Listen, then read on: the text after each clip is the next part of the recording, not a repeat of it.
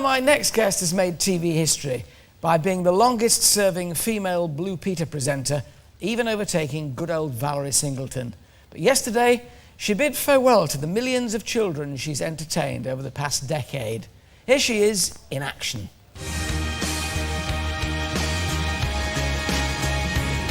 Oh, I don't like it! I do like it, really.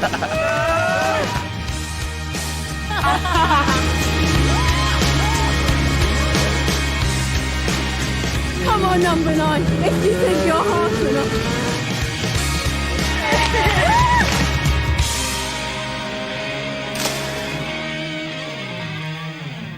What a girl. Konnie Huq.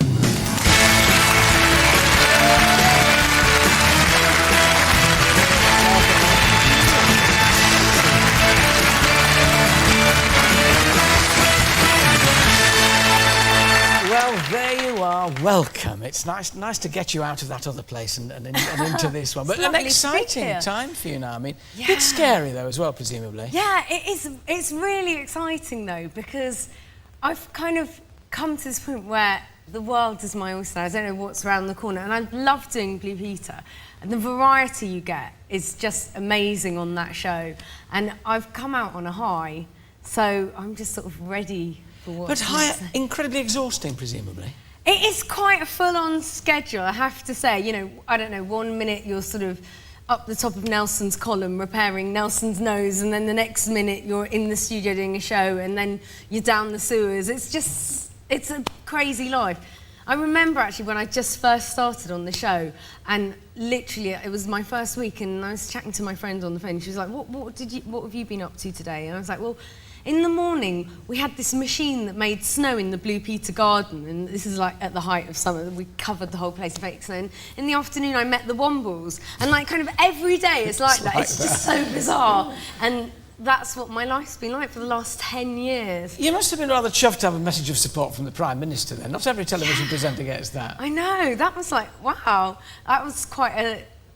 Like, I was like, oh my gosh, is that Gordon? That's Gordon Brown. It's not a lookalike, it really is the man. Could it be a lookalike? So, that good, that established, thoroughly enjoying yourself, why do you leave? Well, I think 10 years is a good time, wouldn't you say? It's like a decade, it's a nice sort of round number. And it's always good to leave something while you're still loving it. And, you know, I just felt the timing was all right. It all just seemed...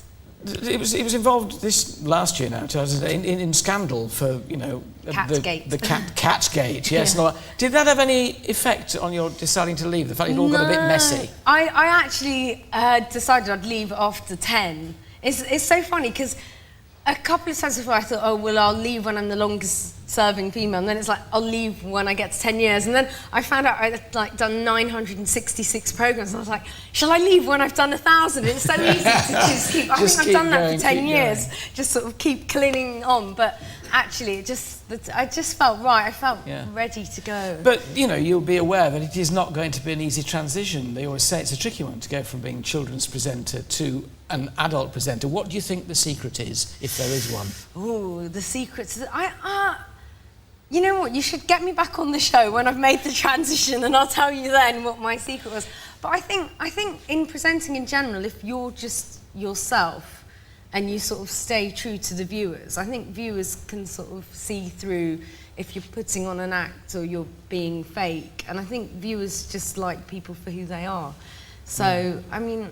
So you can pick, Konnie Huq, from this panoply of television programmes, the job you would most like. It's there on a plate. What would it be? Wow, I came here today and I looked around this lovely big set you've got with all your plants and your comfy seats, and I thought, the Konnie Huq show. If you go on holiday and you need a fill-in presenter... Look, it's taken them years to learn how to spell Titchmarsh. They'll have a big problem with Huq getting your name up there in line. I tell you, it's thrilling. It's lovely to do it, but also a bit scary when it's your name above the title. Because if people don't watch, it's because they don't like you and your name's up there. That's true, actually. Maybe you're in for that, because I mean, you've been quite comfortable in Blue Peter. That's the thing, it's lots quite... of support. Yeah, cushioned, and it's all I've known since I came out of university, which is a bit weird as well, because then suddenly I'm in this freelance world and I'm having meetings with these people and those So people. you are determined to keep pushing on now? You're not going for a break or anything? You really are going straight for Well, no, I it, might aren't you? have a bit of a break. I think I deserve a bit of a break. I think after today you can probably go back. You've had your break today. You know, yeah, oh, is this my break? Oh, great. And yeah, I think it would be nice to have a rest, but I won't go away forever. Okay. Emotional yesterday, finishing off? Yeah, it was. It's sad. It's like the end of an era. And, you know, like, there's a show going out today, actually, everyone, at 5 o'clock on BBC One, which is my highlights show.